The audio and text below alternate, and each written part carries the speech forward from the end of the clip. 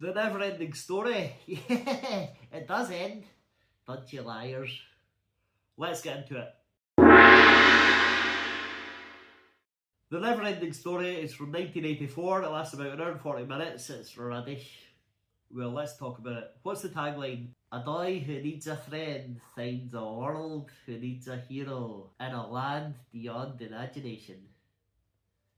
It's so strange. This is a classic movie. I'll tell you this, the movie starts with an absolute banger of a song.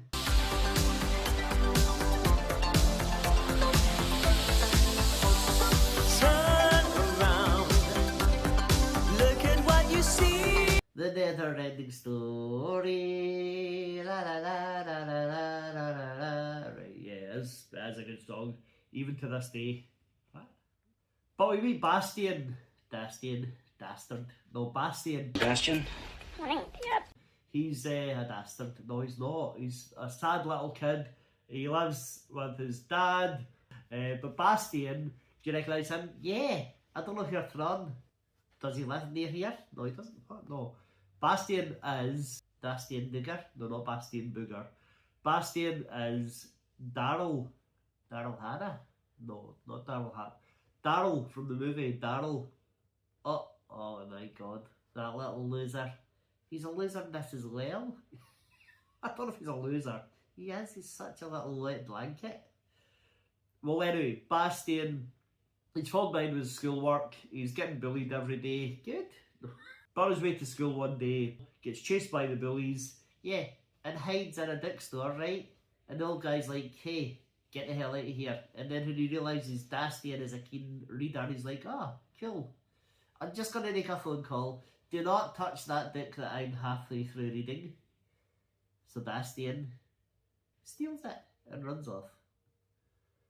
Yeah, that was a bit confusing. I don't. Have you seen this before? I saw it years ago, probably in the late 1980s, but I don't really remember much of it. Lucky you. It's crap. Right. Well, he goes to school, realises the big maths test that he's supposed to have been preparing for is already started, so he decides, I'll just ditch it. Goes and hides, goes into the steel attic, locks himself in there, and just reads his little book. All day and all night. His dad must be terrified, thinking, where's my son? Yeah, before you know it is night. Anyway, he's reading this book, it's all about monsters and horrible little creatures. A lazy looking snail. Well, fair enough, it's a snail. He should be lazy.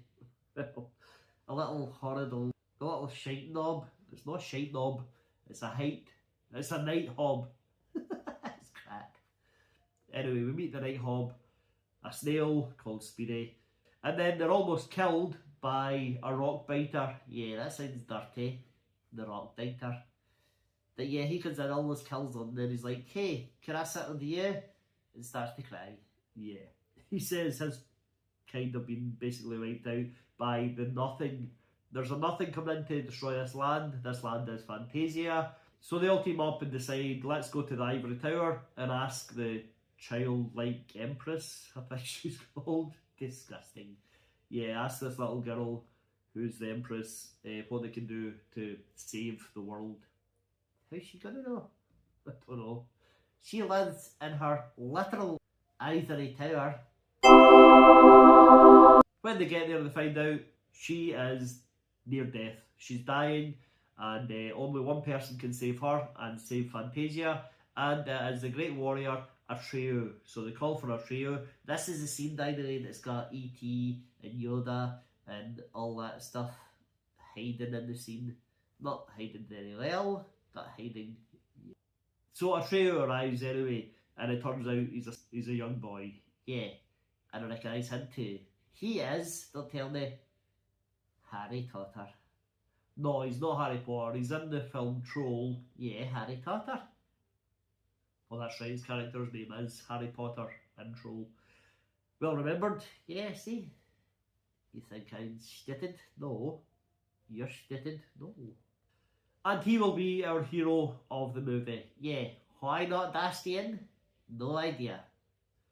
It's a bit strange. I thought if Bastian was reading this book, he would picture himself as the hero and he would go on the adventures But no, like I said, wet blanket. Anyway, Atreyu is told, you must go to the Southern Oracle. He must leave all his weapons behind. Why? Never explained. And he must go alone. Why? Never explained. So he says, right, no bother, I'll do that. And he heads off with his horse, so not totally alone. No, not yet. What do you mean? This is the most famous or infamous scene of the Neverending Story. It's difficult to talk about it. Atreyu and his horse Artax head off through the swamps, and it's like the Swamp of Sadness or something.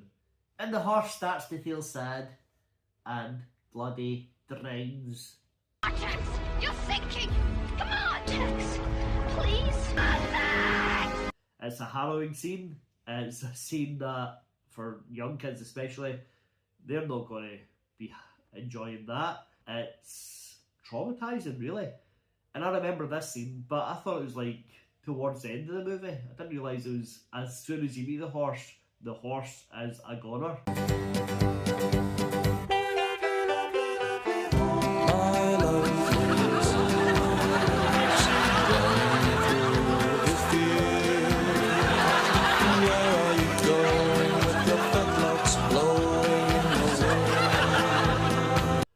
But Atreyu carries on because he has to. Yeah, and he meets a giant turtle called Morla the Wise or something like that, who just sneezes at him and is of no help, pretty much. And he carries on through the swamp, and he's been stalked by a wolf, and then he's just about to be eaten by the wolf and be drowned at the same time. That day to the hen, when suddenly a big giant white thing comes flying through the air. A giant stern, no, it's not a sperm, a big giant, it's like, well, we find out it's a luck dragon. It's a dog that can fly. It's not really, but it's got dog-like features, I suppose. Anyway, it comes down, picks him up from the swamp, saves him, and flies off with him to eat him. No, it's not to eat him. But when he wakes up, his wounds have been patched, he is cleaned up, he's feeling good, feeling healthy. He thanks the luck dragon, whose name is Falcor. Ooh, rock the Anadeus. No, that's Falco. Oh. Dr. Zaius. Oh, Dr. Zaius. Dr. Zaius, Dr. Zaius. And Falcor says, I know you have a journey of 10,000 miles, so I've brought you 9,891 of those miles. What? Bit of a caught out for the screenwriters.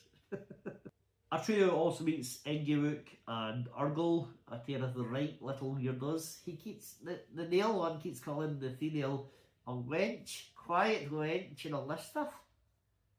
What is this?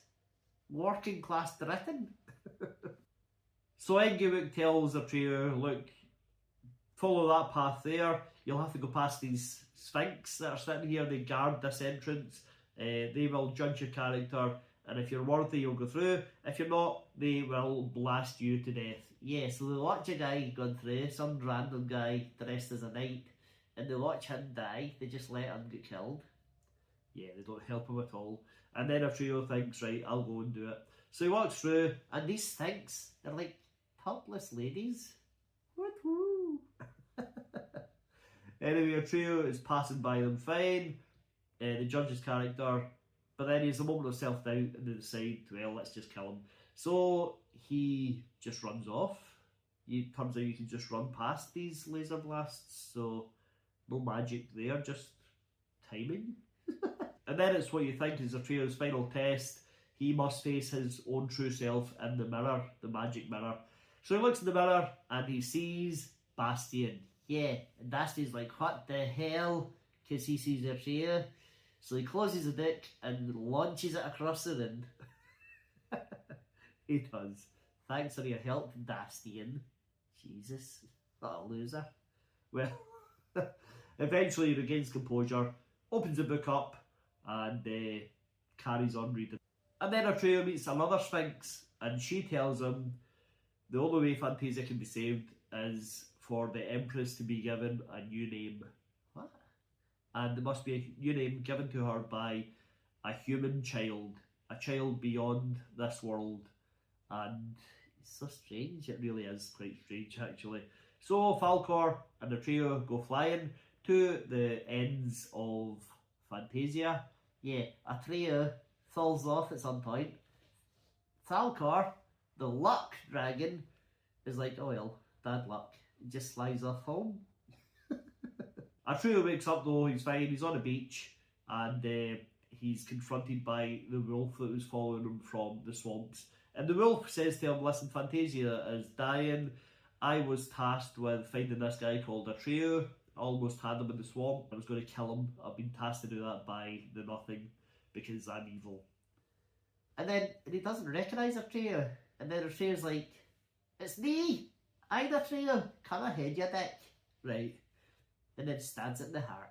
Yeah, he does, yeah. And then Falkor comes back. Yeah, you decide to come back. Thanks, mate. Finally, take your sweet ass time, you ding stern. It's not sperm. Anyway, takes him away, and they find out Fantasia is destroyed. Yeah, it's just chunks of the planet floating in space. Trillions dead. Right, well, we don't know, but one thing's still standing. Yeah, guess what? The royal family, the Empress, her ivory tower is untouched. That's true. It is. But, so Falkor and Atreyu go there. Atreyu speaks to the Empress, who's like 8 years old, by the way. This is creepy. Well, Atreyu's a young boy as well. Yeah, the director's not. Anyway, she says, I am dying, but I'll be cured if I'm given a new name by a human child. Yeah, they keep saying this. And then I can restore Fantasia to what it once was a day ago. A day ago, yeah. And Atreyu said, well, I don't know how to find the human child. Where the hell am I going to find the human child? So she says, he's really close. He's watching us right now. His name is Dastian. Yeah. And she says it like 25 times. Dastian, call out a name, give me a new name, call out my name. And he could just say anything at all. He could just go, Sheila, or anything. But he's so hesitant. He's such a wet blanket. I hate this kid. Right, okay, well, he does take a long time to finally get with the programme. And he runs up to the window. It's night time, by the way, now. The school's closed. He's locked in there forever. Well, until morning. I mean, but it's night time. There's a storm in our world. He sticks his head out into the rain. Why? Don't know. But he does. And he shouts out the woman's name. The new name for the Empress. What's he gonna do? It's his mother's name. So it must be something like Claire or Carrie or something like that. Nope. It's Moonchild. His mother's name was Moonchild. No, it wasn't. She's a liar. Well, it saves the day.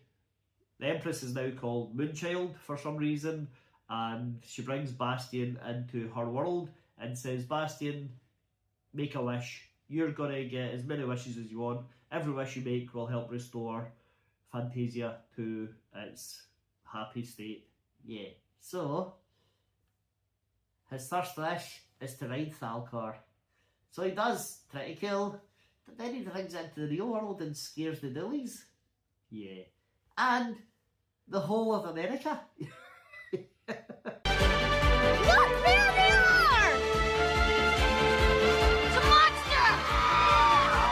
Get him, Falkor! Let's see how you like it, chicken! DARYL! And then we get a voiceover telling us Bastian continued to make wishes, and eventually Fantasia was restored to its happy self. The horse is alive. Those little knob goblins, or whatever they're called. The night hob. Yeah, he's alive. It's all good. The rock monsters, the rock diner is happy. Everyone's happy. Except for me. Right, well, okay. Then the song kicks in again, so that's good. Yeah, that is good. Right, that's the Neverending Story. So, have you got any trivia? Yes. It ends. Yeah, no, that's not trivia. Any trivia? Yeah. Right. the Bavaria Film Park, yeah, in Munich,